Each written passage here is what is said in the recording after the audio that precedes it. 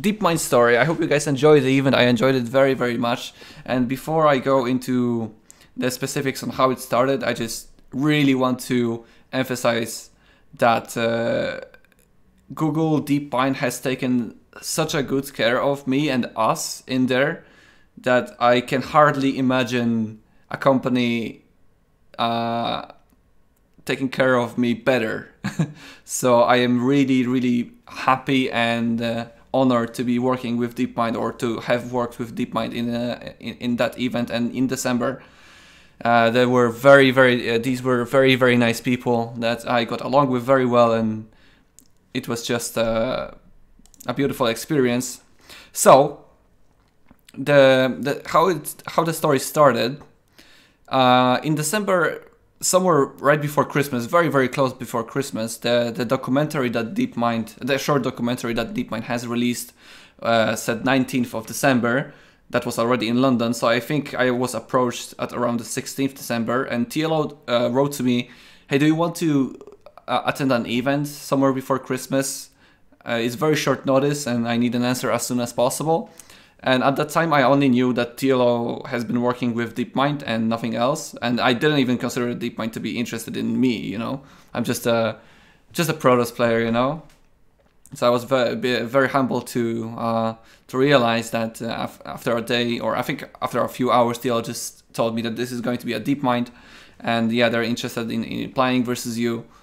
So I said yes, and I think I was introduced a day after to all the DeepMind team, and it took us 2 days or a day, I think.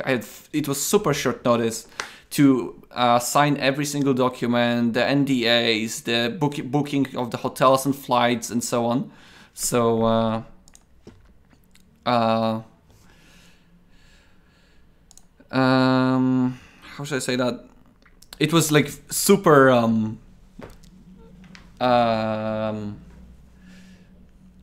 well, I guess short notice is the word I'm looking for, right? So it was happening super quickly that it was something that I haven't ever been done before. So I usually plan things like a month or 2 months, and that's when I can like prepare for it. And here I was a little bit like lost in the way that what I should do, but again, DeepMind really explained everything, what I need to sign, what I need to do. So they made it every step of the way, from signing documents to traveling to the hotel to the office itself, as easy as possible, as I was a little child. So it was very, very nice from them to do. So after we got the bookings done, I traveled to DeepMind on the 19th, I think that was, and right after I arrived, it was I think, yeah, the first day that I arrived, I went to the hotel just to chill for an hour, and at the very day that I have arrived, I was going to the office just to talk with them, to introduce ourselves, what they are looking for, to explain to me what AlphaStar is. And at that time there was still no AlphaStar. So it was just an agent, or just, well, DeepMind bots or whatever. I don't remember the exact word we were using there. So on the first day I went to the office, and the office is huge. The office is like 11 floors, and it's beautiful. And I think it's like the entire Google office, something like that. And it's absolutely beautiful. And I am just a guy from a little town, you know. When I arrived in London, it's too much for me. I am not doing well with places that are like super crowded, or basically. So I'm going into the office, and I'm going to the reception to say, well, I'm here for DeepMind, but they didn't really want to tell me what's going on. I was in a very much of the dark. All I knew is that they are expecting me to play against the agent. I had no idea what it is. I had no idea how good it is. I was basically kept in the dark till the very end. So after I arrived in the office, I got introduced to the guys, to Oriol and Dave. They were, I think, the first two people that I was talking to about DeepMind itself. And Oriol, the guy in the glasses that you could see on the stream, is a former Starcraft player as well himself. He said he played in the WCG back in the day.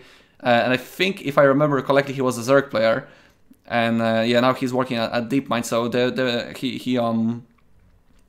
he explained to me how AlphaStar works. Like I had a couple of questions, what to do, what to expect, and they told me that wait, I don't want to skip too much forward. Yeah, they were explaining to me how AlphaStar works. I had a couple of questions. They were just explaining everything in such a way that me as a person, I have absolutely no idea about AI, right? So I'm just a player in there. So the way that they explained everything to me was very understandable, and I was happy that they consider that in the talks. They were all very, very nice people. Very positive experience that I had talking with them. So at the first day, it was basically pure talk and walking around the office, nothing going on. And yeah, they really didn't want to tell me the results of TLO as well. They said, yeah, you will see. We don't want to put anything in your mind before you play, just prepare on your own. And yeah, at that time I only knew that TLO lost, and I knew that this is going to be a PvP on Catalyst only and old patch. That's all I knew at that time. So I think I went back to the hotel after the talks that we had. I arrived, I don't know, I think around 9 or 8. Oh no, we went for dinner for the first time against with Oriol. So I was alone with him on dinner, and we spoke together for a long time, and he was very enthusiastic about the way that AlphaStar has been developing, and he was very happy to have me here, and it was a pleasant experience for me to be treated with such respect that I am like very welcome in this office, and they are very looking forward to play. So yeah, we had a bunch of talk. We shared our stories, how I started to be a pro gamer, how he started to be an AI researcher. I don't want to go into too many details in that. So yeah, it was a nice dinner that we both had. And a funny story in there is that we arrived in the restaurant that we had booked by Google. And yeah, we go in there, we want to say, hey, we're here, we have the reservation at this and that time, and yeah, can you give us our table? So they don't have the reservation, so we have huge eyes like, what the hell is going on? So yeah, and the place is absolutely full. So like I'm talking for, so yeah, maybe we can just go somewhere else. And yeah, he's like, yeah, sure, no problem, we can go somewhere else. But yeah, the lady at the reception is like, yeah, but just wait, let me just make sure the reservation is not there. We're standing there for like 15 minutes or so. No, not 15, 10, around 10 minutes. So we're like, okay, so let's just go to the other place. And the girl at the reception is like, yeah, gentlemen, please wait, just a table for two, just there's a free table for two that is just free right this moment. So yeah, if you want, you can stay. So we were like, yep, well, pretty good timing. Or they were just saving it for the very last moment until we left. So yeah, we didn't join by the reservation, but just went to the restaurant like that. And yeah, we ordered food. And we were waiting for the food for a long time. We were waiting for like, yeah, you usually wait for the food like 30 minutes, right? For two people, maybe 40 minutes, that's like a lot. And we are sitting there talking for like an hour and a half, and the food is not there. And we're like, yeah, so like, come on, where's the food? We're starting to worry about that. And the waiter, or someone from the more important people at the restaurant comes out and is like, excuse me, gentlemen, what did you order? Because we forgot, something like that. So we we simply were forgotten and sitting at the table talking for 1.5 hours, just without food, anything like that. So yeah, we said, yeah, so we ordered this and that, and they were like, oh, we're really sorry. So if you want, after the dinner, we can just give you a free dessert. But we were like, yeah, no problem, we'll figure it out later. So yeah, we got our food after that, like quite quickly, like 20 minutes after that. So we were sitting there talking. So that was quite funny experience. But I think something like that was quite cute to happen with me and Oriol. So yeah, I go back to the hotel, and there's the second day. Oh, let me just turn off the phone so it doesn't disturb later on. So yeah, the day of playing against DeepMind happens, and again, I think it was scheduled to be around 3 p.m. and I was at the office at 10. We again had a couple of meetings happening. I met the CEO of DeepMind, the Demis. What a lovely person. I was treated with such respect, and he was very happy to see me there, and I was just treated with like they were all very happy for me to be there, and I could see that genuinely in their the way that they talked and the way they approached to me. And every time that I had any kind of like a downtime or free time, everybody was like running circles around me. Hey, do you need anything? Do you need water? Do you have everything that you need? Like, they were making sure that before the games that are happening, they are putting me in the best possible condition that I can possibly have. They wanted to make it as professional as possible. And then what I did is just like a good computer and a bottle of water and something like that, so I can just play my games, right? So before the match, we had just a couple of meetings in there, and they were really making sure that I am feeling good, that I am not hungry, that I'm not thirsty, that I don't have any distractions. They were making sure that I am not distracted by like cameras and so on. They're just making sure that everything is fine. And before the games itself, I was being interviewed by Greg. He's one of the guys that he was the director of AlphaGo, the movie. I'm pretty sure you know that. If you don't, absolutely go watch AlphaGo. After my visit in the office for the first time in December, I watched AlphaGo as well, and it was a great experience to see that the players in there had similar feelings that I did. So back to the interview. I was interviewed by Greg, and I was very confident. Like, yeah, I feel confident. I should win 5-0. I should win 4-1. The interview went on, and yeah, I was being confident about my game. But I was stressed, guys. I was really stressed because I knew that TLO lost, and I did not want to shame Starcraft community, right? I'm meeting new people, I'm meeting new faces that are expecting me to play at a high level, and then I know later on if they would want to make it go public, because at that time they didn't want to go public yet, or at least they didn't let me know at that time, that I'm representing Starcraft 2 community in the best possible way. So I was very nervous about that. And for like, if TLO lost, like, so be it. He played Protoss, right? He's a Zerg player, and it's rather obvious, right, that he's not going to be play out his highest possible level playing off race. And I was playing my main race, and I was feeling in a very, very good condition at that time. It was shortly after the new patch came in, but I was still rather like warmed up when it comes to playing on the old patch, the BlizzCon patch. So yeah, the time of the game comes in, and yep, I guess we can jump into game number 1, and I can tell you how I felt and what was going on. We can start the analysis a little bit of the game. So before I started the game itself, I think there were only 2 people in the room to make sure that I am fine and that they can turn on the game for me. And there were people in the other room, right against the wall, like there was another room in there, and there were people watching there. I believe that was the entire Alpha team. And yeah, game 1 starts. I am being very nervous. Ah! Problem error, guys. Unable to open a map. Okay. Don't panic. Don't panic, guys. We'll sort it out. Let me just do this. Maybe that will work. Ah! Unable to open a map. Open from desktop. Okay. I know. Thank you, Twitch chat. You guys are useful. That was the second thing that I was going to do. So I'm going to the desktop, game 1. And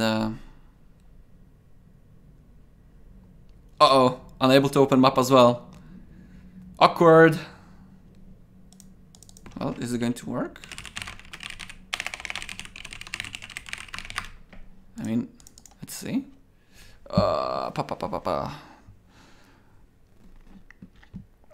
Mr. Authenticator.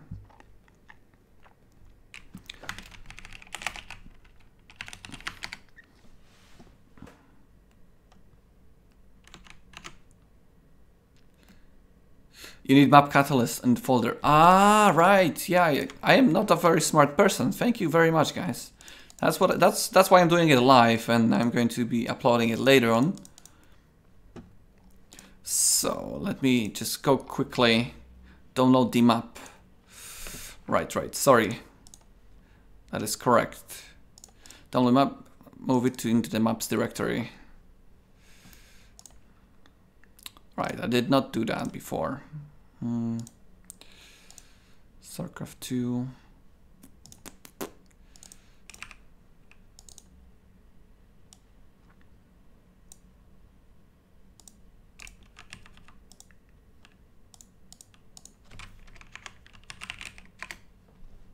But there's no maps. Where is it? Why is this happening? Where are the maps? Program files, Starcraft 2 maps, right? That's where I am.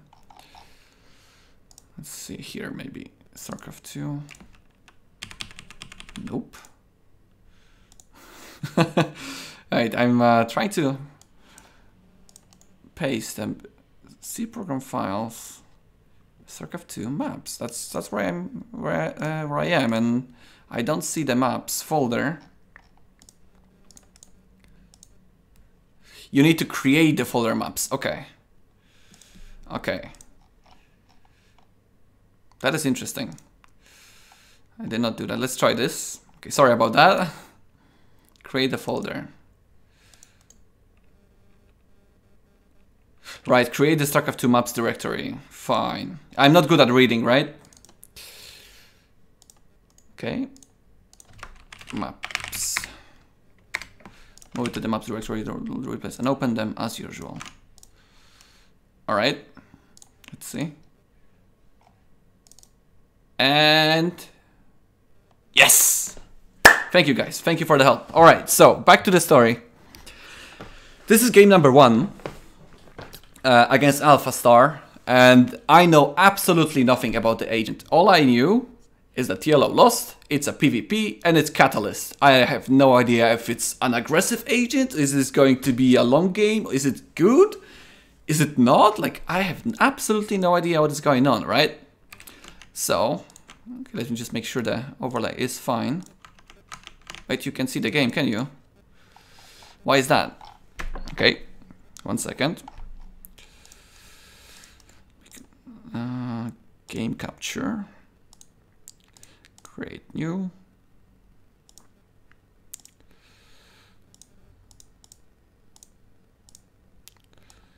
And there we go.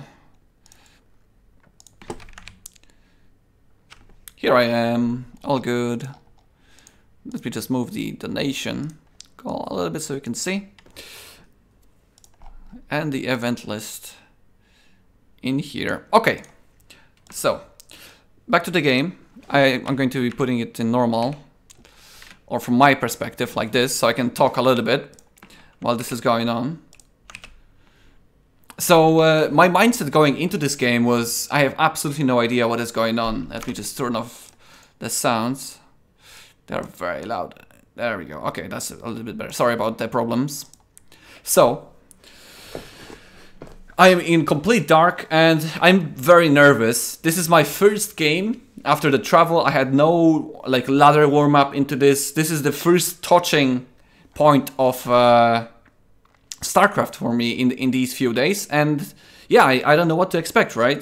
If you're a StarCraft player, you're familiar with people that you're playing with the ladder. You have somewhat a relationship, right, between the two. You know what the styles are, what their tendencies are, and in here I had absolutely no idea what the agent is going to do. There was no relationship between me and the agent, and what I was told by Oriole and the DeepMind developers was that the agent doesn't care. Like, it has no emotion whatsoever. For me, it was stress. Like, maybe my mouse would slip up. Like, I had no idea what is going on in here. So yeah, being in the dark is not something that you like as a player. So I go in here, I scout the 2 gates, no wall off. That was like, yeah, of course, adepts, right? No wall off. Let's go for the adepts. This is still the old patch. Keep that in mind, the BlizzCon patch. So yeah, I'm feeling okay. Like, I think going with the adepts is the right idea. I go for the Stargate just for the constant pressure. And I continue scouting in here, making sure that I can secure the expansion, not probing up. And I'm looking forward to see what the AlphaStar is going to go with the first units. My adepts are already done, and I'm waiting for the units to be revealed from AlphaStar.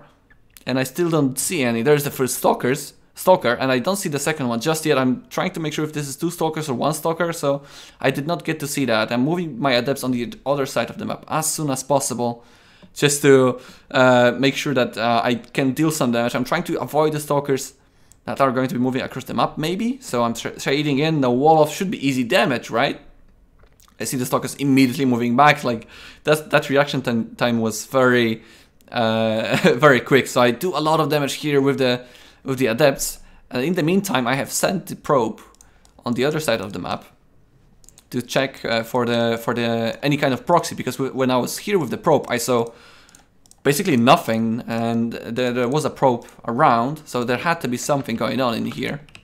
So yeah, I scouted. I kill quite a lot of probes. Not ideal. I think I kill like 4 or so.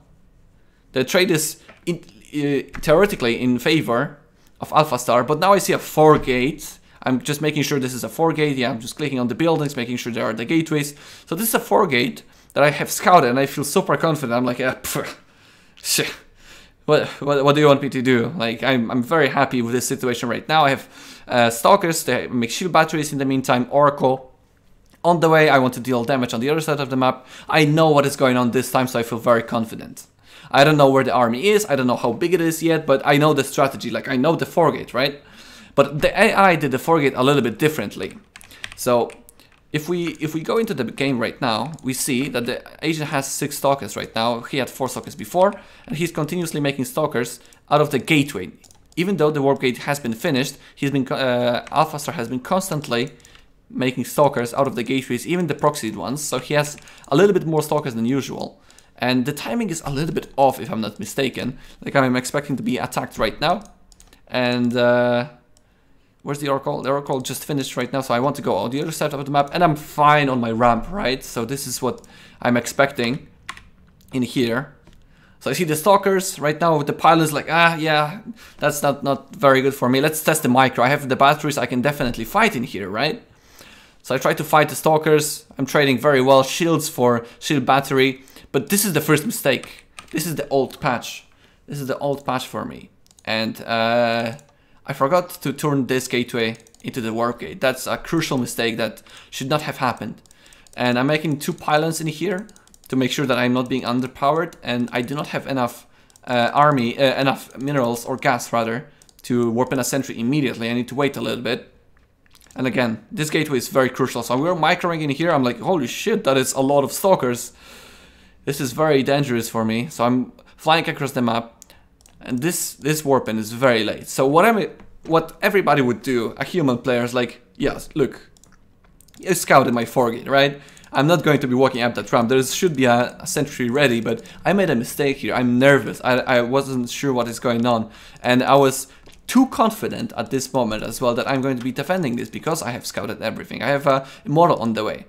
So this sentry is a little bit late. Even though the trades are okay for me, this is not the ideal scenario for me. I don't want him to go up that ramp before my Immortal is up. So I still feel good right now because I'm dealing a lot of damage with the Oracle. And then the agent was like, yup, I'm just walking up the ramp, and I did not warp in a second sentry. This warp gear has not been used, look. And this is a crucial mistake in here, that I was too confident focusing on the micro on the other side of the map, that I forgot about simply surviving on my side of the map. So even though this was the perfect possible situation for me, scouting the 4 gate, doing a lot of damage on the other side of the map, and preparing really well with the shield batteries in here, I simply forgot to do the most standard thing, warp in a sentry in time to force field, because, well, a human player would not walk up that ramp. So I'm in a very bad position right now. I'm like, oh god, like this is so close for the Immortal to be done, and it gets sniped immediately. Look at the way that he's moving, the AlphaStar is moving the Stalkers. Very good. And now just Stalker 1, Stalker 2. My probes are not going to be able to catch up in here, and yeah, I mean, the rest of the game is history, right? He just micros around, and yeah, that was the first mistake of that series, and that was quite sad. So I lose the game, and I'm thinking, okay, I smiled, and I was still in a good mood because I knew that I could have defended it. This is a game, you know, like, you know, I could have won. This is just a mistake on my part. I feel okay going into the next match simply because I made a simple mistake. So let's go into game number 2.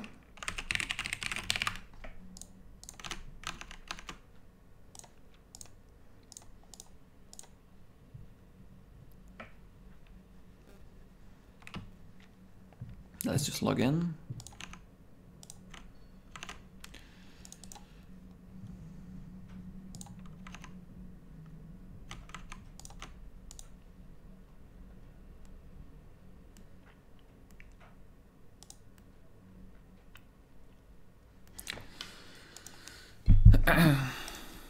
Yeah, I'm going to be answering the questions later on, guys. Like, I don't want to interrupt the way of the flow of the story, so I'll be answering the questions later on, so it's all has a kind of a chronological order. So going into game number 2, I was again, as I said, I was quite confident. It was just a fluke, you know. I could have won the previous game, and I'm feeling good about it, even though the micro was like pretty good. So I'm going to be taking that into consideration. But I'm again nervous because I have already lost game number 1. And I could hear the guys on the other room screaming like, "Yes, good job," you know. And that puts me in a mood like, damn, I need to win, right? Like, these guys are cheering very hard for AlphaStar, for their bot. Like, I'm the only guy here cheering for myself. And there was a lot of pressure because of that. Of course, I don't blame the guys. This is absolutely the way to go. But yeah, again, I'm very nervous going into these matches. I can't really stress enough how I really wanted to make sure that the StarCraft 2 community is going to look well, and well, to represent myself and Team Liquid in that. So yeah, going into game 2, I don't remember if I actually had a plan. I just wanted to scout and see what is going on. I don't remember my exact feelings when it came to strategy. So yeah, I'm opening the game in the very similar way, as well as wait, this is the same game, isn't it? No, it's not. Okay, never mind. Never mind. Just sometimes I'm making mistakes. I'm just a human player. So this time the AlphaStar is following the probe, as you can see in here. So I'm like, yeah, you're just a computer, right? You're not that smart. So yeah, this is not a good way to start for AlphaStar.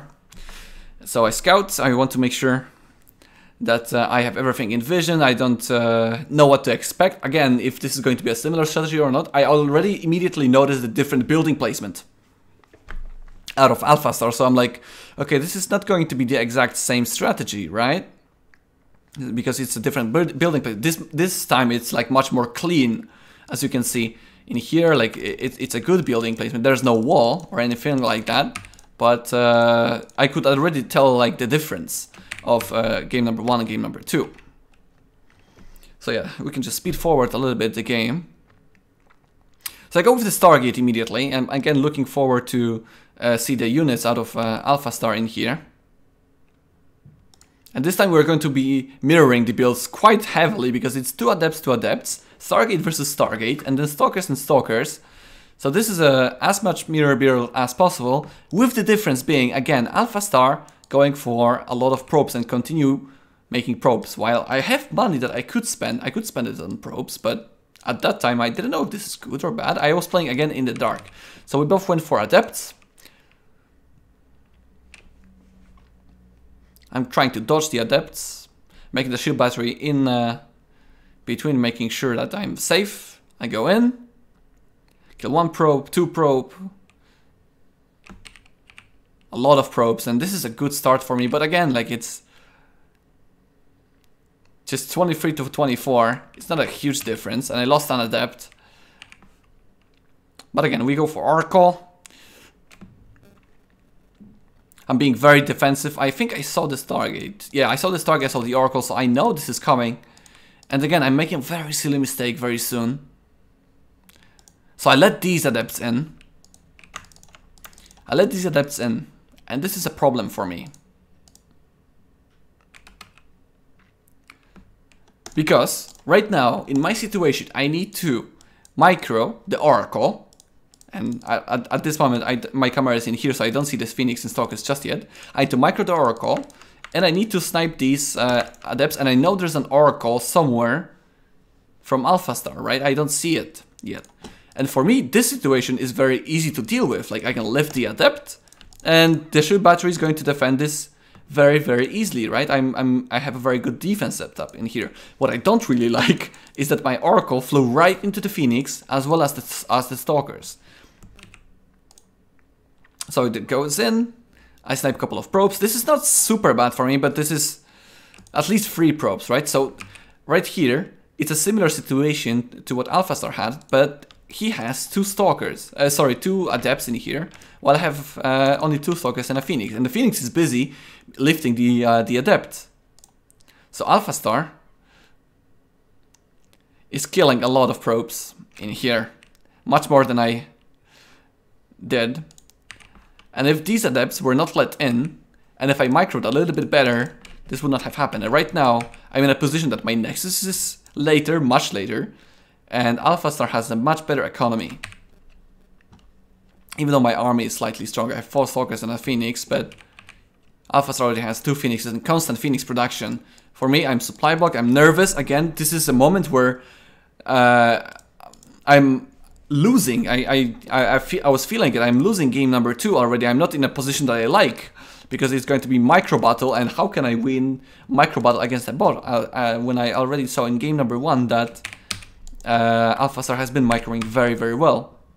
So at this moment, my thought process was every human player, most likely, like I had no experience with the AlphaStar at that time. So what human players do, they tend up to take up, and this is going to be a slight pressure to just deal some damage, right? Because I cut probe production, I made warp gate units. This is a good time to move out and try to deal some damage, snipe a probe or 2, just put some fear into my opponent.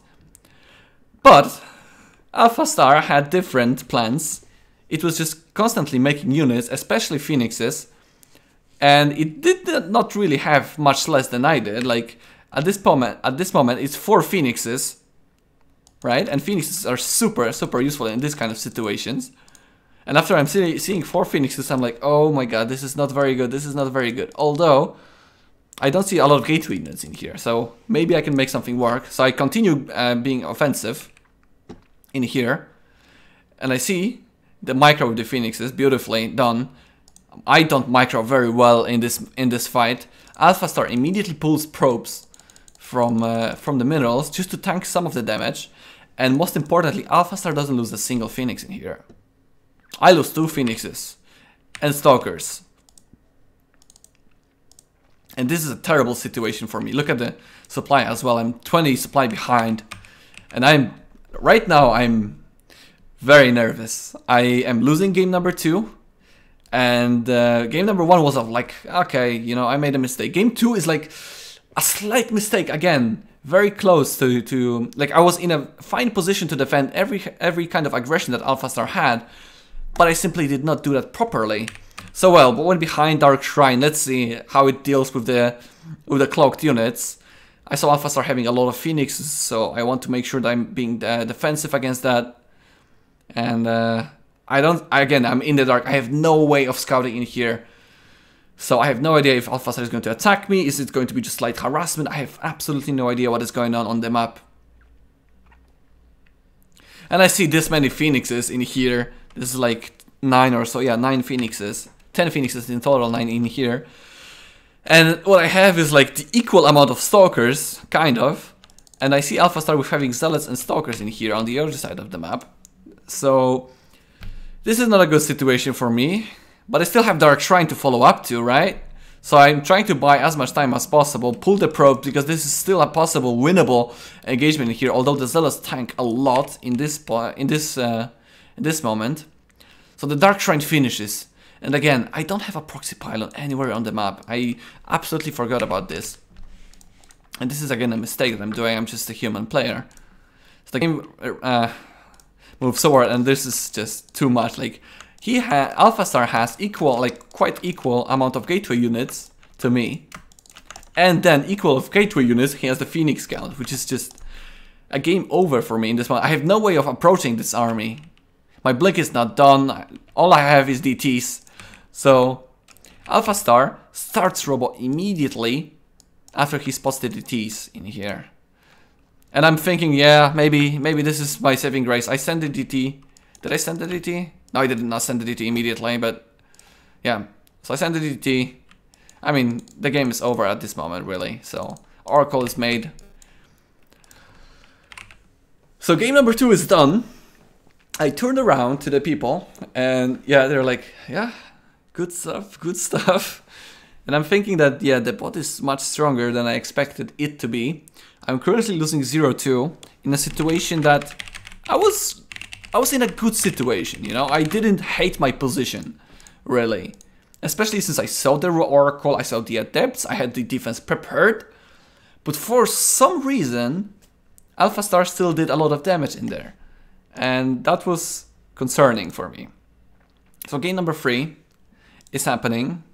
And at this moment, like, if I lose next game, right, this is over for me. This is over, and I cannot win the best of 5. Even though it was 5 games, we were going to be playing 5 games no matter what. So it was not like a best of 5. But if we look at the score, it kind of was. So again, I am a little bit more relaxed at this moment because I have played like 2 games of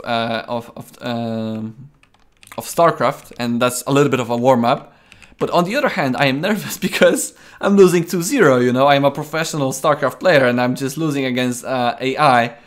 And it was not like a close game that I was on the other side of the map dealing damage as well. It was a distraction in these 2 games, even though my mistakes were very slight, very little. So game number 3 happens. I saw the Phoenixes were not doing well for me.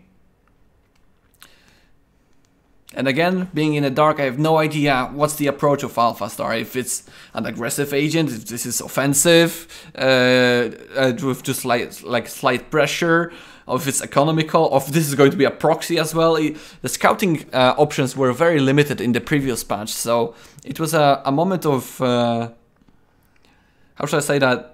A moment of like darkness when it comes to scouting in the game. So I go this time, it's different, right? I see the wall off. Like what is going on? Like the previous 2 games there was no wall off. This time it's a wall off. So what's the approach here? What is he going? What is AlphaStar going to do? I don't see any tendencies. I don't see any like connection between the 2 games and the 3rd game right now. So again, I'm like, this is the first game again as I play against AlphaStar. That's my feeling in this very moment, because again, I don't see any connections to the previous 2 games. So I open up with a Stalker Sentry this time, and wait, do I no? I think no. Yeah, Stalker Sentry. Okay, yeah, my bad. So I open with a Stalker Sentry just to make sure that I have any kind of scouting, because playing in the dark is no fun, and this is not what I want to do. If I can see something, then maybe I can react accordingly. I go for a faster expansion. Again, I don't make a lot of probes. I just make units, making sure that I survive. I go for the Robo. And let's see what's gonna happen in here. From my point of view, like, okay, I see Stalkers in here. Just putting them in a position.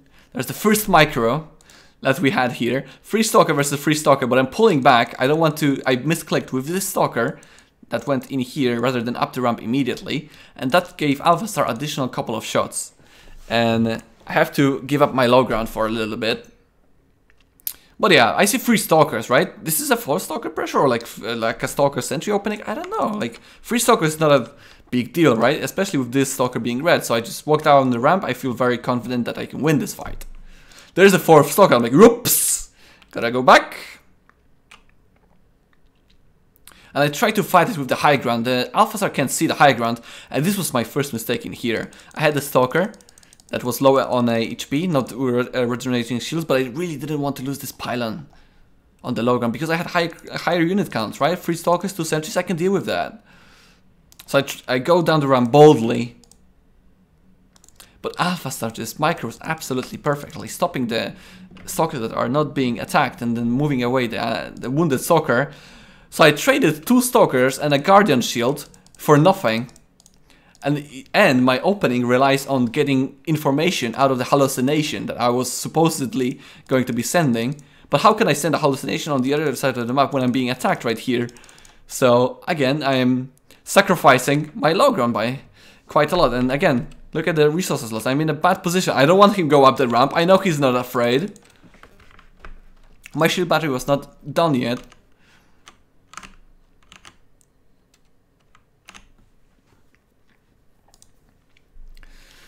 So I really don't want to lose this Nexus in here. I'm trying to micro a little bit as much as I can with the shield battery being on the ramp. I have the Immortal, so I'm like, yes, finally, I can definitely defend this. I don't want to lose the Red Stalker. Don't lose the Nexus, don't lose the Nexus. Okay, it's AlphaStar. Look at the force field. Boom. And this was, I was very happy at this very moment because I killed 4 Stalkers and this was a similar trade, like not ideal. I could have done it a little bit better, of course, from the perspective of time. But again, I'm being defensive. I have 2 shield batteries, and again, I did not send a hallucination on the other side of the map. I have no idea what is this going to be. Is this an Oracle, Phoenixes, 4-gate, 3-gate Robo? I have no idea if this is a proxy or Nexus.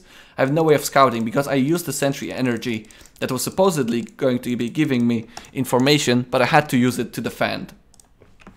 So I'm playing in the dark. I'm playing very cautious. Like I'm not probing up very convincingly. I am very, very scared of what's going to be going next. So I'll warp in 2 sentries on the other to go on the other side of the map. But now I see Phoenix, and I'm like, oh god, Phoenix versus Robot. This is as bad as it gets because I also lost the 2 stalkers initially. Remember, and I have only 2 gateways, and this is not a very good position for me. So I'm like, okay, Phoenixes. Maybe this is not the best strategy for AlphaStar to defend an early attack. So I go for the Warp Prism, constantly warping units from the gateway, and I'm just trying to push across the map. A mistake from my side was making a shield battery in here. This was useless shield battery, but I was scared, like, I don't know, like I didn't see the Nexus up until this point. So I scout with the probe, I see the gas is saturated, so I'm like, okay, yeah, this attack should work. Like I've been constantly making gateway units, Immortals are very good versus Stalkers, let's just go across the map. So I cancel the shield battery in the natural and move across the map. I add additional gateways a little bit late, and this is a mistake on my part. So, oh yeah, this cute little move I want to talk about as well. So I knew this is a bot, right? So, let's see.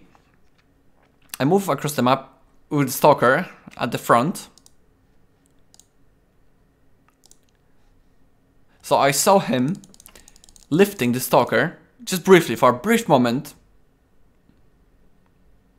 So what I do, I separate my army, just to make sure that he wastes 1 lift. Because I know this Stalker cannot die to the Phoenixes. There's no way there's enough firepower to kill 1 Stalker. And even if he's with the Stalkers in here, I can force field them out. So I just move this little Stalker forward, identifying that it's going to waste an energy. So the agent wastes the energy. I'm like, yeah, I'm so smart. Yeah, that still was just a little cute move that I found. So the Stalkers are here. I'm like, ah, force field, force field, force field, force field. Ah, too late. And now I see, like, wait a minute, this is a lot of Stalkers and this is a lot of Phoenixes. This is not a very good fight, but with force fields, things can go very well in my favor. So I move back, I lose a Stalker in here. AlphaStar is microing the Phoenixes. I'm warping a little bit more Stalkers, and I go on the other side of the ramp.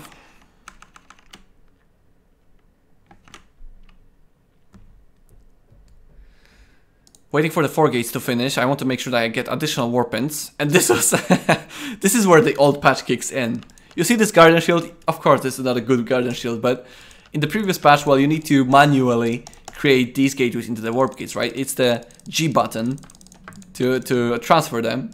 And I just accidentally turned on the Guardian Shield. And yeah, that was a moment of sadness for me, because I need every single part of my energy of sentries. So yeah, scout, I see, tech up.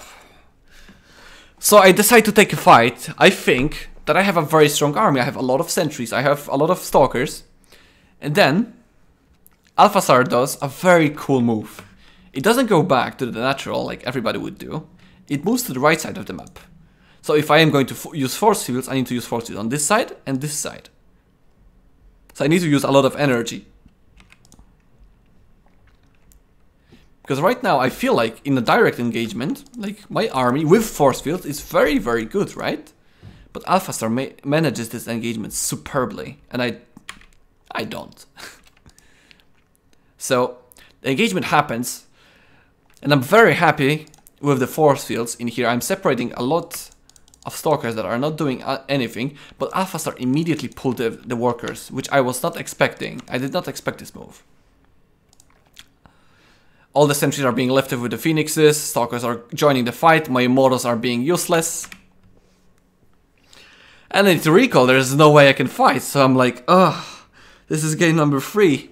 And I have already lost the Phoenix game in game number 2, and this is not even close, so I'm trying Dark Shrine again. But I'm not getting a lot of time. AlphaStar just immediately counterattacks, and I don't even have the stalker count to defend the Phoenixes. And at this point I'm very, very sad because I'm losing 3-0. And I can hear them chanting in the other room, of course. Being very happy that they are winning game number 3. And at this point I'm very sad, like, I lost 3 games in a row and this is not looking good for me. Let's go to game number 4. I got a couple of seconds of a break to just calm down, make sure that everything is okay. Got a couple of water drinks. And we're going to game number 4. Yeah, and this is the game that is the essential, I think that's the word I'm looking for, the essential of AI versus human, is the Blink Stalker game. And this time I just wanted to make sure that I survive. Like, the aggression has not been working very well for me. So we're going to be skipping the beginning because there's nothing too interesting, nothing to analyze in here. At this moment when it came to the feelings about my game, is again, I'm still nervous. Like, in all of the games I was nervous, I was not doing everything perfectly. I've made slight mistakes, but that's the thing, I was making slight mistakes while AlphaStar was playing, well, as perfect as it possibly could in those games, and I was being crushed. And again, I see no Wolof in here. This is very, very hard for me right now. I don't want to die. 4-0, so I start with a Stargate this time. I see no Wolof. I don't go for the Adepts because the Adepts, while they did some work for me, I just wanted to make sure that I'm fine against the Adepts on the other side of the map. Because in one of the games, I let the Adepts in for no reason. So yeah, I'm trapping these Adepts, very quick recall from AlphaStar, I go for the Oracle first. And again, because of this opening, I'm being in the dark, I don't have much of a scouting, while AlphaStar saw with the Adepts what I'm going for. But I feel confident. I have 4 Stalkers. Sorry about that. I have 4 Stalkers, the Oracle moving across the map. And this is the funny part, this Oracle was the most successful one. I was really happy with this Oracle. Like, so this middle line is like completely exposed. But look at this. What I saw right now, from my perspective, is this. Right? 1, 2, 3, 4, 5. And I clicked on them. These are all gateways. So what do we expect out of 5 gateways? Like, no tech whatsoever. Like, what can I possibly judge from this position? Well, I did a lot of damage with the Oracle, and I love my position, but I see 5 gateways. So I'm expecting aggression, right? It has to be aggression. So, right now, I have 1 shield battery that is useless in here. There's no Stargate, no harassment, nothing. But it's safe, so that's okay. I go immediately to the Robo, no probes whatsoever, because I saw freaking 5 gates. I'm like, what the hell is going on? This has to be like huge aggression coming my way, right? I'm not even chrono boosting the probes. Look, it's 34 to 29, even though I kill like 5 probes with the Oracle, and it was a great harassment for me. But again, I'm just feeling like so confused, because I see these gateways and I'm expecting aggression 100%. And it has to be, right, from the 5 gateways? So I'm expecting him to be on the AlphaStar to be on the other side of the map. So I fly in with the oracles, I see stalkers here. I'm like, what the hell is this? 5 gateways defense? And I see AlphaStar being on a very healthy probe count, while I'm barely saturating my minerals in here on the natural. And AlphaStar already is mining gas, even though it just started. I didn't click on the assimilators, I didn't know if it just started. But I see a very healthy saturation, so I'm like, I don't really feel comfortable with this position. I am not dealing any damage with the oracles. My economy is worse, even though it should be much better, because I did a lot of damage with the oracles.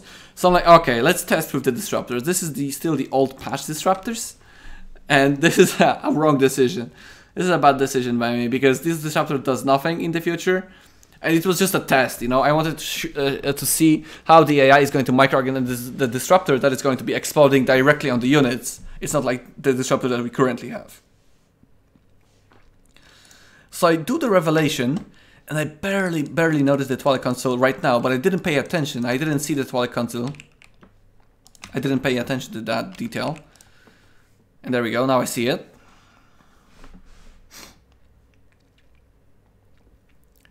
Being a little bit supply blocked. I deal close to no damage. I'm again, like, I see 5 gateway blink. I'm expecting 5 gate blink. Aggression, just pure stalker.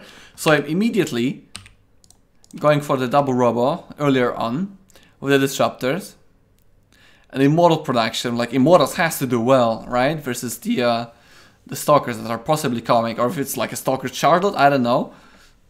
I'm really scared of moving away with my oracles as well. I need some kind of scouting, so I'm sending the Phoenix around. +1 is a little bit late, but still I'm only on 2 gateways, which is very little. But I'm focused on making immortals. And I have the disruptor, I feel confident that I can defend everything. So I go with the DT Shrine. And the moment I make DT Shrine, the AlphaStar has like this little cannon in here. That was quite cute that I noticed. Like, this doesn't serve a very good purpose defense-wise, but yeah. It's like, I can't possibly imagine a better defense setup versus Blinkstalkers. 4 immortals, disruptor for like potential like force fields of sentries that I can snipe. Shield batteries as well as stasis traps. Like, I'm feeling very confident in defending Blinkstalkers, but look at this.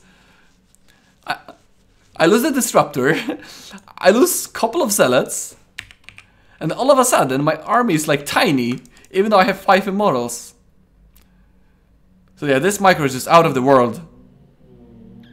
Out of this world, absolutely. At this point I'm like, I have very little army. What can I possibly do against Blinkstalkers? Because I have the best possible counter to that. Yet I'm still losing, so I'm making the stasis trap. Snipes it immediately. I'm making a sentry for the Guardian Shield. DT Shrine is about to finish. I'm like, yeah, maybe DTs can work. I didn't see a robot there. So I'm warping DTs. And what I knew about AlphaStar, what they told me, is that it does see the cloaked units, like humans do, kind of. But the difference is, once they see a shimmer, like if it's in vision, they will notice it immediately. Like a human player, you might say, yeah, maybe it missed it, maybe it didn't see it, maybe it didn't notice it. AlphaStar notices it 100% of the time. So I really wanted to make sure that I move these DTs out of the stalker vision. And I think, oh, it saw it. Oh, it saw it for a brief second. I just noticed now, for the first time. It saw it just for a brief second. So this brief second is enough to notice that there's a DT. I thought I ran away with that. So yeah, I have 7 immortals. I had 7 immortals. So I'm like, okay, DTs, let's go. I didn't see a robo. This has to be good. At this point, this immortal count has to be enough. Come on, like, it's very bad for me. Now I see the robo, like, oh, maybe I can snipe the robo before. But I see the DTs being under attack. I recall immediately, and I feel confident that the immortals are going to win. And this is the first time when I take an engagement that is good for me, because that blink in was not the right move. So now my army is like super strong. I'm like, okay, yes, yeah, maybe there's hope. I have +1, that's good, but I forgot about charge. I have a lot of money, but I forgot about researching charge, and that was the biggest mistake in this game. It was quite crucial, because maybe with charge I could win the future engagements in here.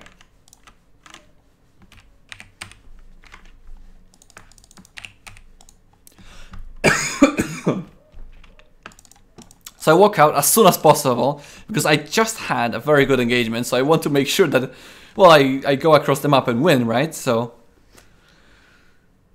I go in, and I see stalkers. This side, my oracle's being under attack. There's an army in here that is being drawn away with the stalkers. Like, this is the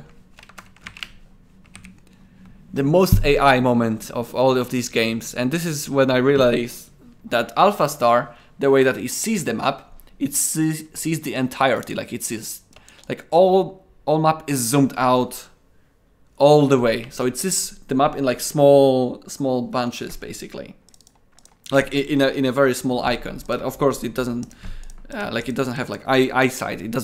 It will recognize all the small units and so on. So AlphaStar, the way that it sees the map is the entirety of the map with fog of war. Like, it doesn't see anything in here, while but it sees this area without how should I say that? Like, the fog of war is here, but it sees the area over here. Like, for me, you can only see this screen that I'm showing you. Like, I can't do anything in the natural, I can't do anything in the main. That's my screen, that's how I see it. AlphaStar sees the entirety of the map, and this is where I really realized that this is a huge advantage, because I simply could not keep up with the split that AlphaStar was doing. So I'm waiting for the Warp Prism, and this is where AlphaStar just pulls me apart for all of the sides, and great Stalker micro in here. But I see the Stalker is like, it's not a lot. I lost the Oracles in here. AlphaStar has +2, I have only +1. And again, look at the charge. Charge is 50 seconds away. I kind of timed out this attack to have charge finished while approaching the third base, or the natural. But AlphaStar kept fighting in this area from all of the sides that my zealots were absolutely useless in this, and they took 3 damage. That's why AlphaStar was trading super efficiently at this moment. With charge, I think my army could deal at least better. And again, I didn't want to lose the Prism. I saw the Stalkers in the back, and I lose the Prism, lose the Disruptor. I'm like, oh, not like this. I really didn't want this to happen. And now Zealots with the charge are useless. They are taking so long before they are joining the fight. And this is a huge mistake that I did in this game. These Zealots are absolutely useless, and AlphaStar just picks me apart in all 3 sides. There's nothing I can do. Immortals are good, but they need some support with the Zealot charge. So at this point, I knew I pretty much lost. I saw there's a third, like, I noticed that there's a third base already, even though I didn't see it immediately. And then AlphaStar just goes in. There's too many Stalkers, and that is game over, just like that. And at this point, I'm losing 4-0, and I lost all my hope. I am feeling very sad about myself that I'm the face of StarCraft 2 community. I am supposed to be a professional StarCraft 2 player, and I'm a Protoss player, and I did well. I was feeling in the peak of my form, even though in these games that was not necessarily the peak of my gameplay, but the form that I felt in was very good. And I'm losing 4-0. And it's just a very sad moment. So we go into game number 5, and this is the most bizarre of all games, and the most fun to watch, I suppose, when it comes to like very bad play from my side. So we go into game 5, and at this point I'm like, all right, let's win at least one. I was very confident going into all the matches. I was like, oh, 5-0, maybe 4-1. And at this moment, I'm like, I need to survive. I need to win one for humanity. You know, that's how I felt.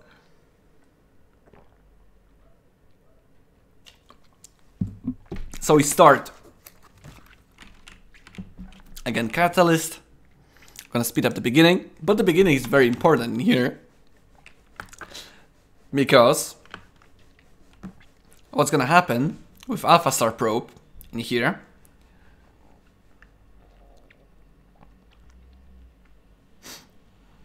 So I immediately see a very early probe from AlphaStar. In all of the games, AlphaStar scouted relatively early, or at least at around the same time that I did. So I was not concerned. But this time, it scouted super early. So I think two possibilities. Cannon Rush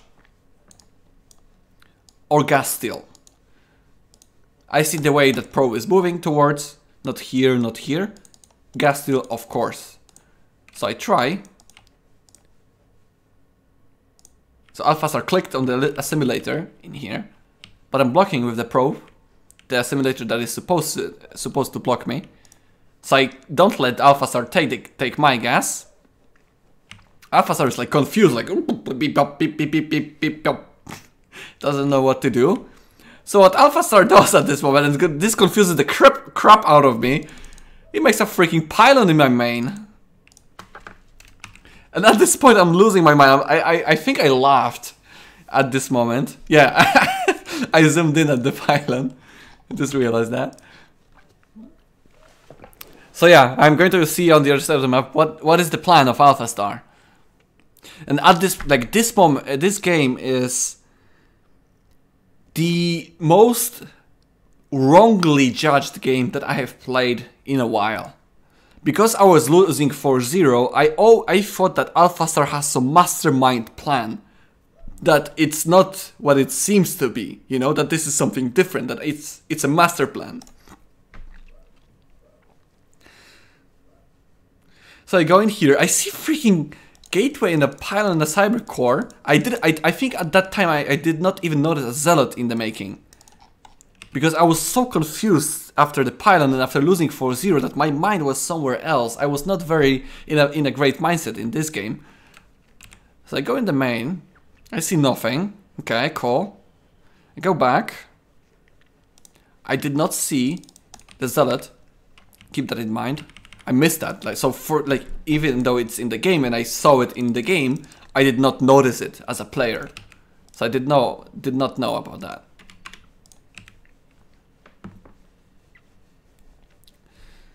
So I'm feeling like, what the hell is going on? What is this game going to be about? I'm making Robo because I have no idea what can I expect. Like, Robo should be the safest thing to do, right?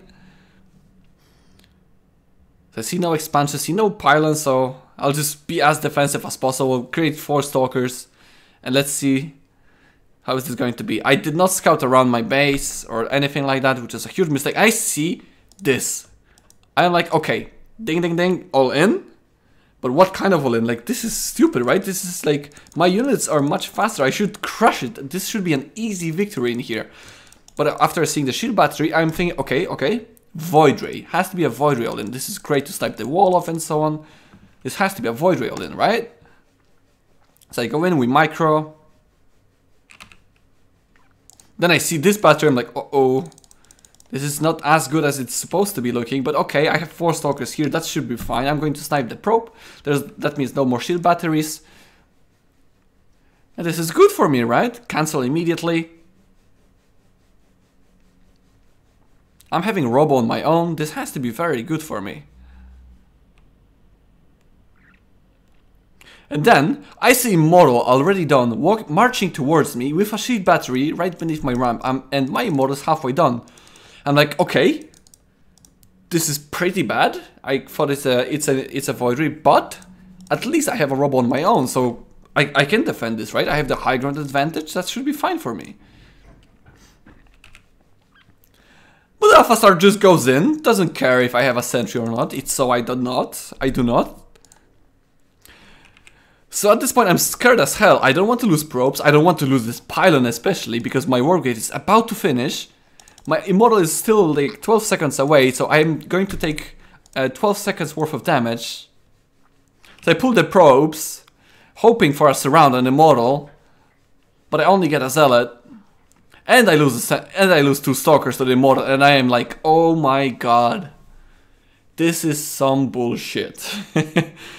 Because what AlphaStar did made no sense for me. I had no idea. I was so in the dark. But I'm like, okay, my Immortal is out. I have the high ground vision. It's very equal, right? My orb gate is done. By the way, I did not even notice that AlphaStar never even researched warp gate. I did not even take that into consideration. What I thought that AlphaStar has is free gate robo like I do. That we are equal when it comes to the production value. So what I do is warp in a sentry.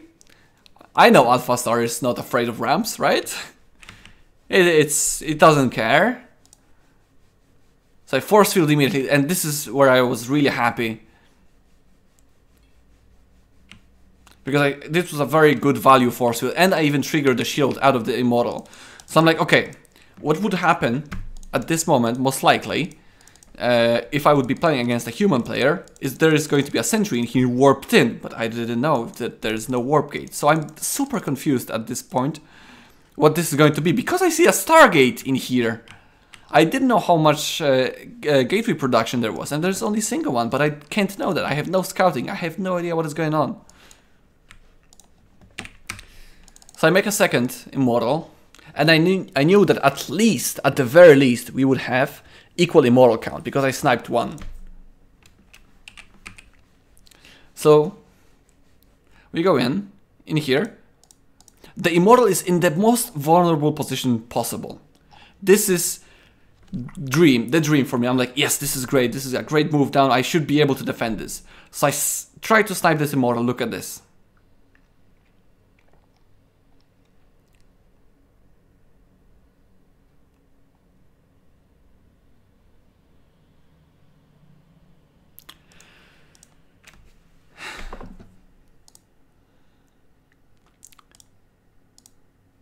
Look at this probe as well. This probe is blocking this immortal from shooting to the stalkers, to the immortal. Look at him. Look at him blocking. And now I'm like, oh, I can kill the immortal, right? I can kill the immortal. Come on. Come on. Ah! And this shield battery saves single immortal, and I lose 2 sentries, 3 stalkers, and 2 immortals. And at this point I'm dead, because all I have is a War Prism against 2 immortals that I see now, and a Phoenix that just finished, and this is game over for me. This immortal was super lucky, and this game should have won. I should have won, just like game 1. But because I'm just a human player, I make mistakes. So I lose this game, and this is 0-5 for me. This is 0-5, and I feel sad. I like, sadness just goes through me, because I knew how hard I screwed up in game number 5, especially game number 5. Game number 1 was like, you know, happens. But game 5 was after 4 games already. I should have won. And it was just very, very sad for me. So I lose 0-5. And I hear the room applauding, and yeah, I turn around, and we have a small chat, and then I meet the AlphaStar coding team, or I think just the DeepMind Starcraft team. I think that's what I meant. Like I think around 12 or 14 people, all Starcraft fans. It was very fun to talk to them. They were all, they said they are my fanboys. So when I entered the room, it was all cheerful, and they were happy for their team to win 5-0, right?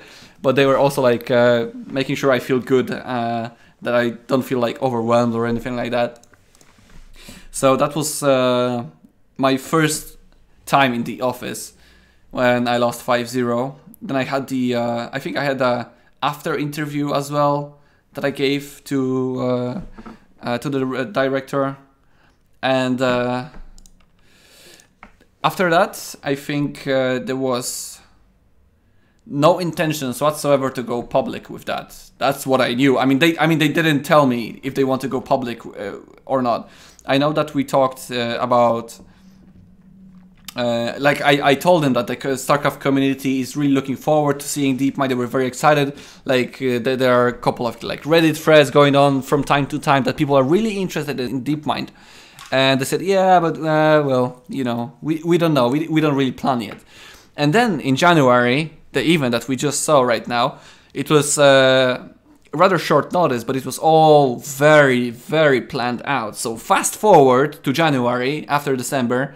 I was, of course, very sad after that, but again, I had very cool, safe travel, no problem whatsoever. Everything booked by Google. I didn't pay anything for my travel. It was just superbly well done. People super nice. Then fast forward to January. We're going to be planning this event, and this is going to be I was at the office for the 4 days. At that time, I knew that Artosis and Rotterdam are not coming. Sorry, that Artosis and Rotterdam are coming. My bad. And I knew that they don't know anything about DeepMind or AlphaStar, that they have not been briefed in, they have no information on the matches or anything that is going on. So they didn't want to get spoiled whatsoever. They didn't know that we were even here, TLO and me and Mapu, I think. But we were at the same hotel. And fun fact, at the first day, the second day, the first day we were all alone. We were analyzing replays to show to the stream. They said they want to pick 5 games to show, 3 games from my series and 2 games from TLO series. And let me just turn on StarCraft for you in here, just so you have something to look at.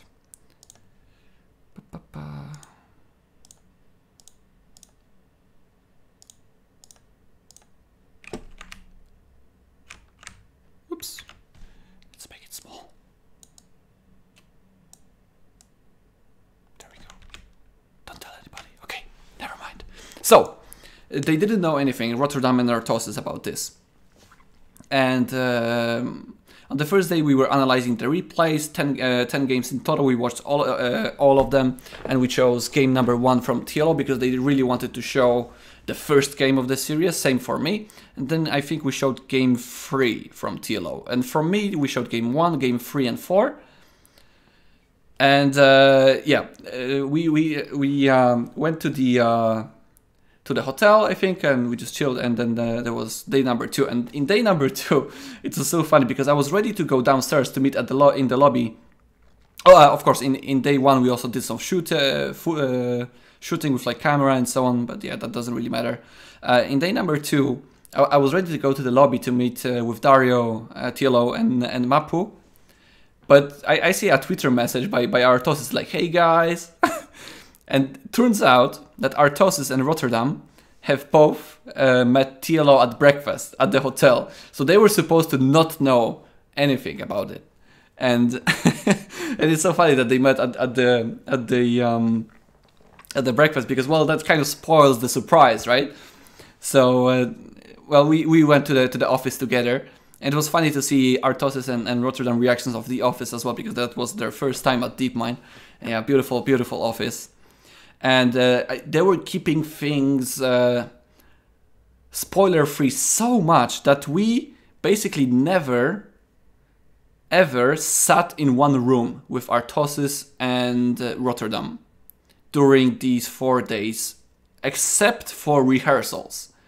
So, like, and of course Artosis and Rotterdam didn't want to know themselves, but explicitly, like, I think Google was keeping the event as secret as possible, because even around the office, like, I was me and TLO are going to be representing Team Liquid, right?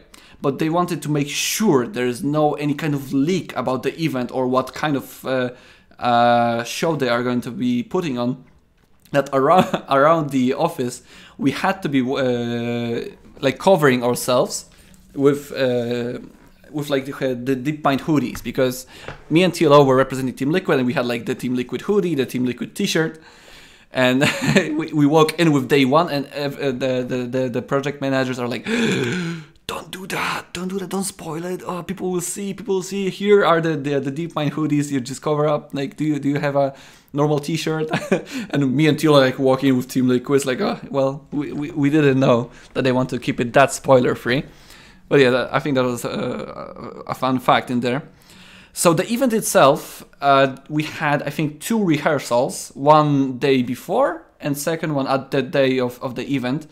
And I am absolutely surprised, mega positively surprised by the approach of DeepMind to StarCraft and to the event itself. It was so professionally done, and we didn't have to tell them anything. Like, they knew exactly what they want to do. They were asking us for some kind of feedback when it comes to the gameplay, but when it comes to the stream itself or the planning, they knew everything what to do. And for me, it was very beautiful to see the people who are, for me, like, I didn't know them, they're outside of StarCraft, right? That they know so much about how to plan a stream, how to plan an event, and do it absolutely professionally. And it was the most professional setup that I have ever been in. They really wanted to make sure that everything goes well. We had, I think, 3 computers backup in case of something not working in my computer that I'm going to be playing on. And I asked them if it's possible to get some kind of warm-up. So, because I said, well, I haven't played for StarCraft for a couple of days, and, well, you know, I want to make sure that I show at least a good game.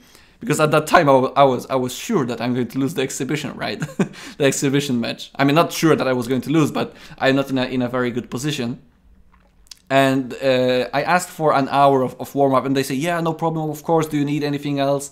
We'll put it in motion. They gave me a room, a completely silent room, with a computer, just to make sure that I can warm up before the event itself. And it was beautifully organized as well, that I had 0 problems with that. And then the event itself went very smoothly. I think we had no problems whatsoever. I mean, I wasn't watching the stream, but that's, I guess, your guys' answer in there should be. So the event itself was very well done. And after the event, the DeepMind guys congratulated me super well, of course, because of the win. And I suppose we can jump into the exhibition match. Although I'm not sure if this is absolutely necessary, but let's do this. Let's do this, I guess.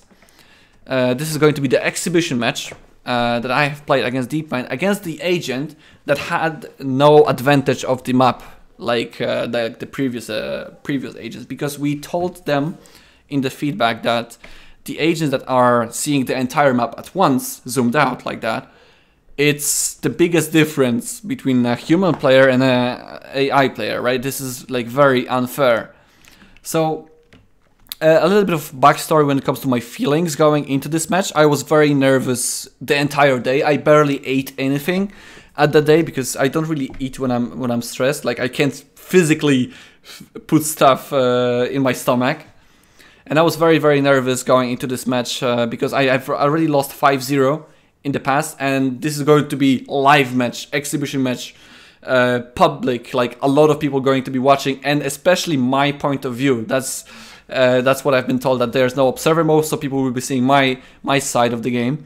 And for me, it was, I am the face of StarCraft at this very moment. For at least these 15 minutes, this is what StarCraft looks like. This is what it's going to be presented like for the next 15 minutes. I knew I am the director of the camera at that moment, and I was very nervous that I'm going to be incapable of doing things that I normally do very well, like just playing the game well. And I wanted to make sure that during the event I am going to be representing StarCraft 2 community as good as possible, because, you know, when I'm at like WCS or like other StarCraft 2 events, I know who's watching, and I know who's like and I know who I'm talking to and so on, because it's a StarCraft community. I'm very familiar with that.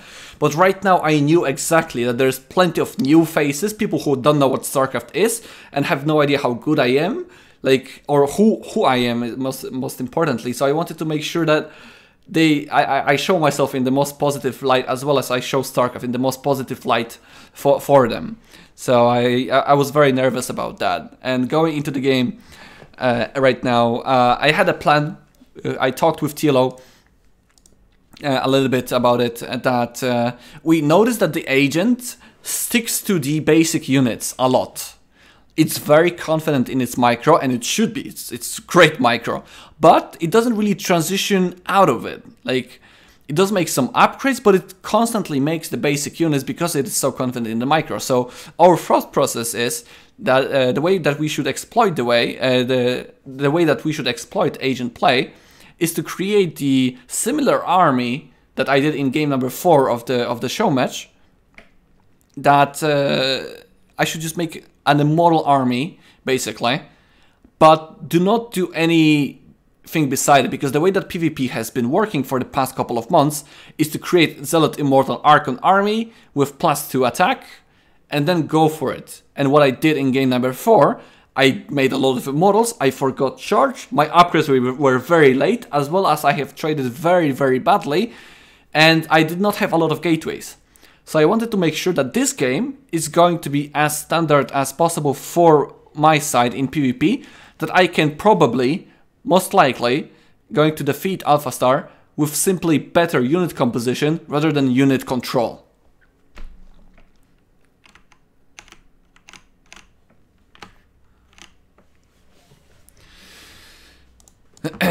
Okay, so I was starting very very conservative as well. I didn't know what AlphaStar is going to be doing.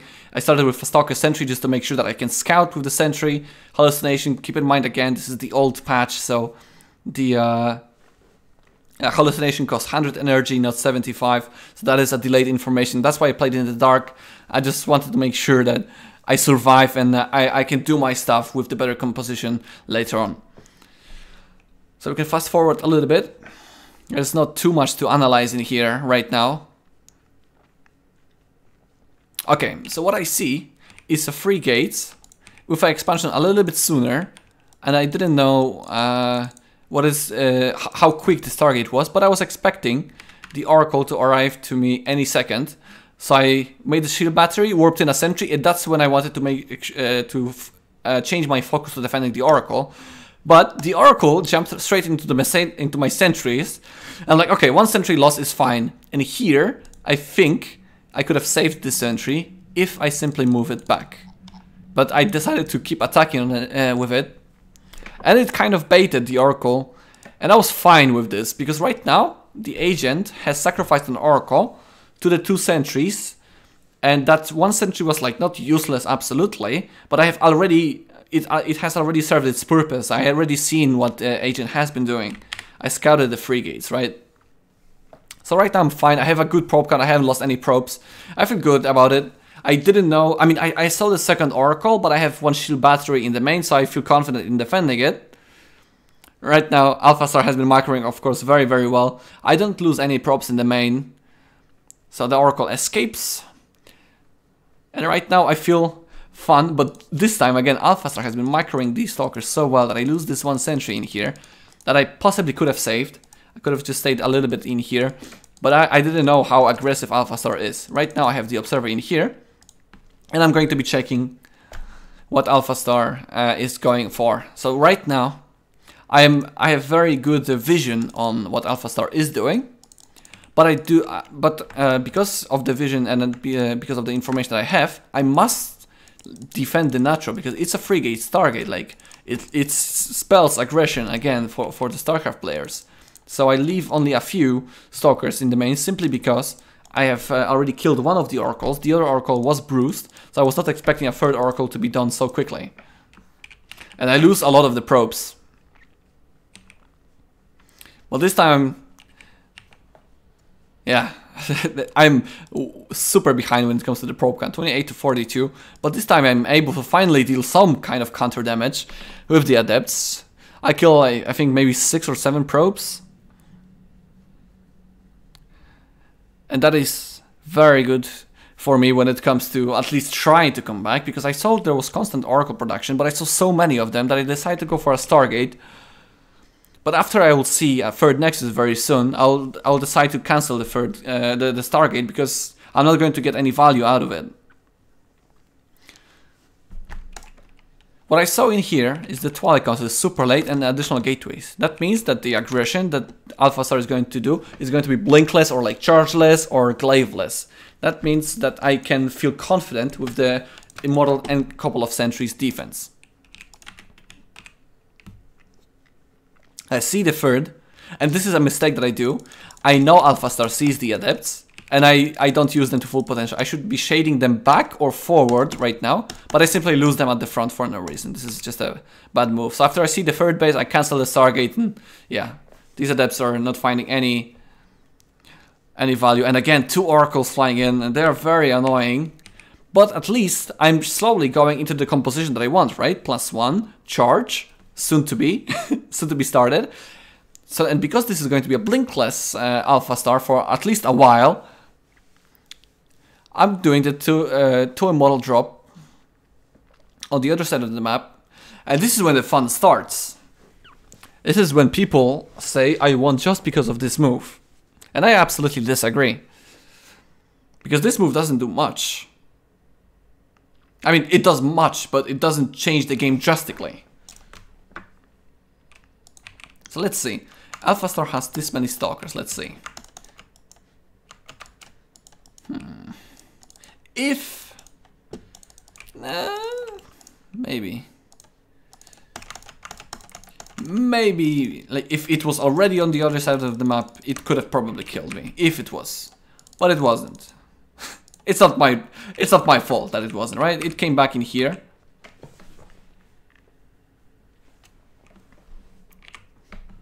I see Constant making stalkers and just try to exploit the vision that I have with the observer. Come back with the prism, and AlphaStar comes back yet again. This is a lot of stalkers. But my army is finally getting to the point that I really wanted it to be. Blink has finished. Now AlphaStar is like, what is this prism? Again, I saw. That's how I lost the observer with the cannon.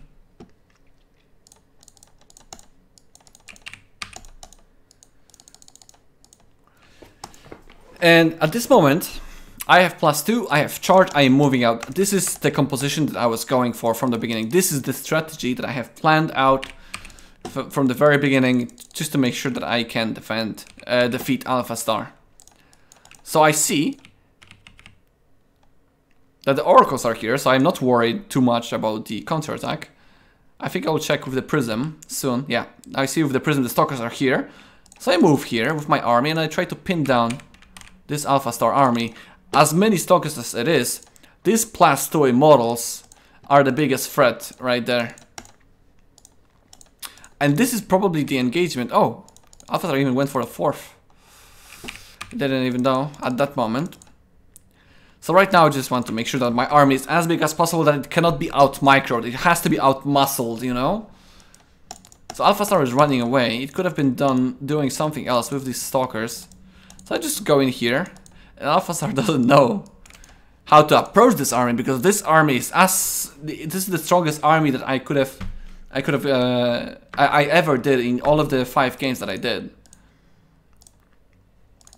So at this moment, I was feeling very good, because I knew that in here was the most risky engagement that I possibly could have gone for, because I know the entire AlphaStar army was here, and if I can take this engagement, or rather if AlphaStar is going to retreat from this engagement, that means my army is stronger. So I go into the natural and I see AlphaStar pulling the probes away. That means my army is stronger than AlphaStar's. So I just push forward. And there's not too much to analyze. I just make sure that I'm not being pulled apart with the stalkers, even though there's a lot of them.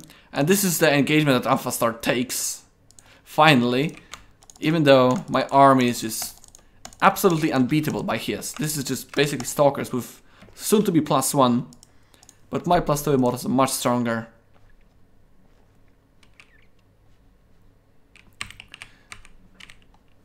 And yeah, simply cost efficiency. Super cost efficient game by me. And yeah, I mean, right now I just move forward and kill all the buildings. So what I learned from these games is that panic is not necessarily good. Just keep your mind collected.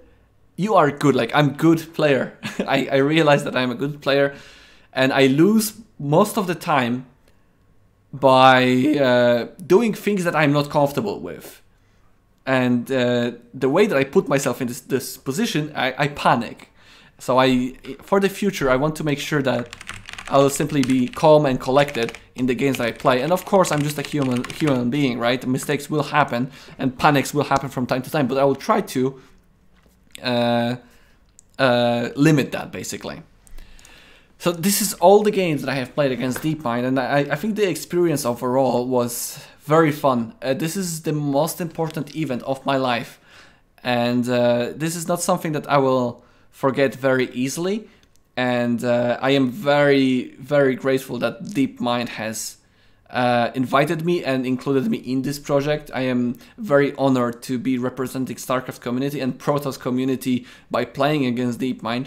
And I hope in the future I'll be able to help them as well if they want my help in developing AlphaStar.